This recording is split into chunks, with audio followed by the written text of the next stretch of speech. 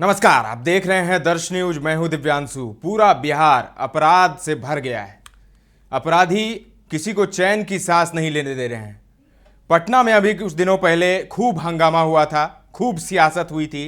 विपक्ष के नेता ने जमकर हमला बोला था सरकार पर, जिसके बाद मुख्यमंत्री नीतीश कुमार ने अपने आला अधिकारियों की बैठक बुलाई थी और कड़े निर्देश दिए गए थे उसमें। लेकिन क्राइम पर कंट्रोल नहीं हो रहा है, कहीं से भी ऐसा दिख नहीं रहा है। तो ऐसे में सवाल यही उठ रहा है, लोग यही कह रहे हैं कि वो बैठक सिर्फ दिखावे की बैठक थी, सिर्फ लोगों को दिखाने के लिए वो बैठक की गई थी, बाकी काम कुछ नहीं हो रहा है।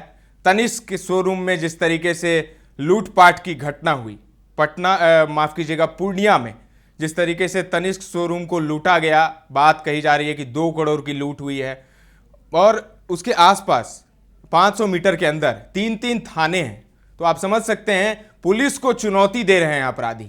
और अभी जो आपको बताने जा रहे हैं, तो सबसे पहले तो पटना का मामला है, जहां अपराधियों ने घर में घुसकर एक महिला की हत्या कर दी। प्रॉपर्टी विवाद का मामला बताया जा रहा है, आशंका व्यक्त की जा रही है।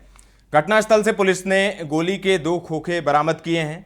4 साल पहले महिला के पति की हत्या हो गई थी। पटना के गोपालपुर के इलाही बाग में मंगलवार की सुबह घर में घुसकर अपराधियों ने एक महिला को गोलियों से भून डाला। घटनास्थल पर ही महिला की मौत हो गई। घटना के बाद अपराधी मोटरसाइकिल से मौके से फरार हो गए। घटना की सूचना मिलने के बाद गोपालपुर थाने की पुलिस मौके पर पहुंची। इस बीच एफएसएल टीम और डॉग स्क्वाड्रन को भी घटनास्थल पर बुलाया गया। पुलिस ने घटनास्थल से गोली के 2 खोखे बरामद किए हैं। आशंका जताई जा रही है कि प्रॉपर्टी विवाद को लेकर महिला की हत्या हो सकती है। महिला अपने फ्लैट में अकेली रहती थी। घटना के बाद पूरे इलाके में सनसनी का माहौल बना है।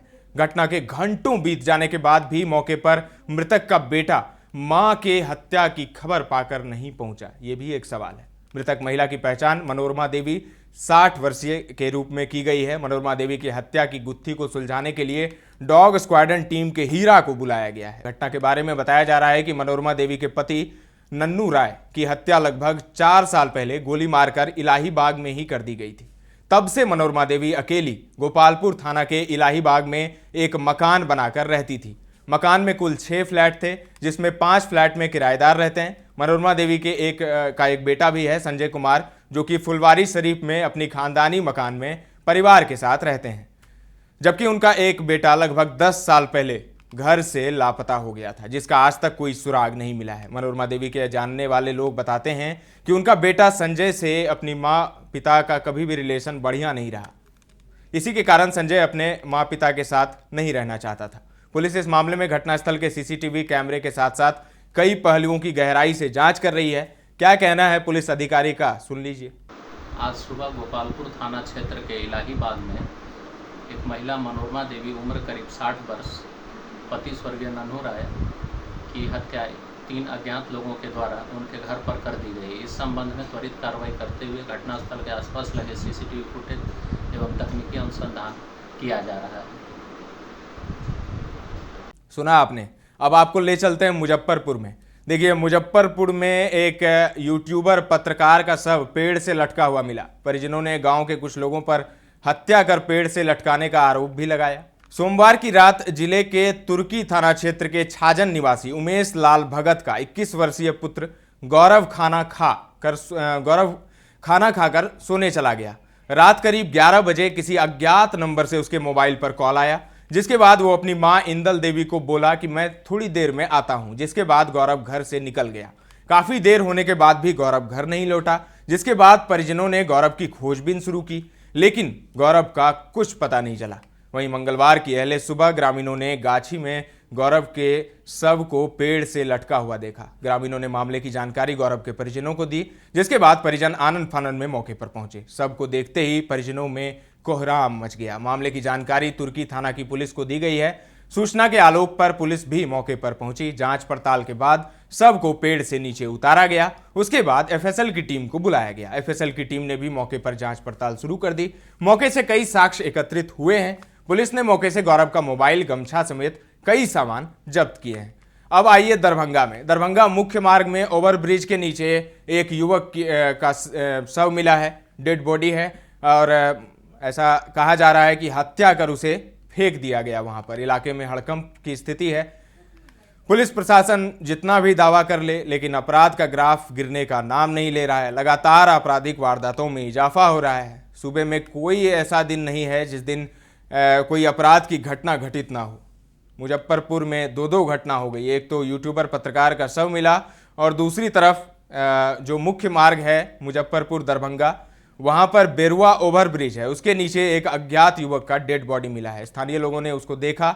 इसके बाद आग की तरह ये बात फैल गई। देखते ही देखते स्थानीय लोगों के साथ साथ राहगीरों की भी भीड़ लग गई। तरह तरह की चर्चाओं का बाजार भी गर्म होने लगा।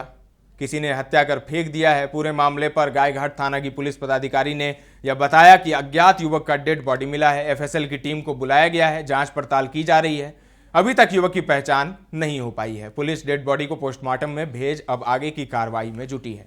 लेकिन सवाल उठता है कि मुख्य मार्ग मुजफ्फरपुर और दरभंगा का, जिसमें प्रत्येक मिनट कहीं ना कहीं से कोई ना कोई गाड़ी आती ही जाती है, लेकिन इस तरह से डेड बॉडी मिलना अपने आप में एक बड़ा सवाल है कि आखिर डेड बॉडी किसका है, कहां से आया, किसने फेंका या फिर क्या हुआ, तो आने वाला वक्त ही बताएगा। लेकिन पुलिस का दावा है कि पूरे मामले का जल्द खुलासा किया जाएगा। बांका की बात करें तो बांका में मंगलवार को वन विभाग के जोड़ तालाब से संदेहास्पद स्थिति में मां और उसके 2 पुत्र का शव मिला है। इलाके में सनसनी फैल गई है। मृतका का पति प्रदेश में रहकर मजदूरी करता है। जानकारी के अनुसार महिला अपने 2 पुत्र के साथ सोमवार से गायब थी। इसके बाद तालाब से मां के साथ उसके 2 पुत्र का शव बरामद किया गया है। महिला का आंख क्षतिग्रस्त है। वहीं जानकारी के अनुसार बताया जा रहा है कि महिला का गांव में किसी के साथ अवैध संबंध था।